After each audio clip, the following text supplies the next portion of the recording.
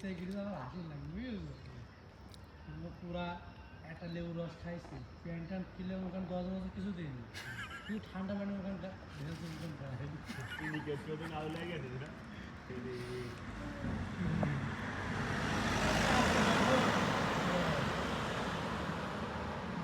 তা ওই গল্প করতে করতে যদি হয় এই আমি বলে দিতে প্রফেশন কারণ এই জিনিস ঠান্ডা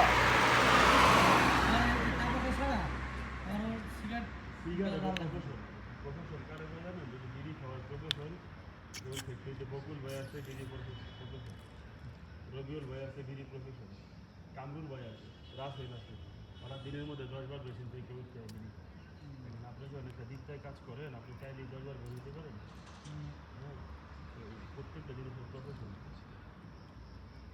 এইটাই খাইতেছে 6 মাস পরে যে আনছি আর 2 দিন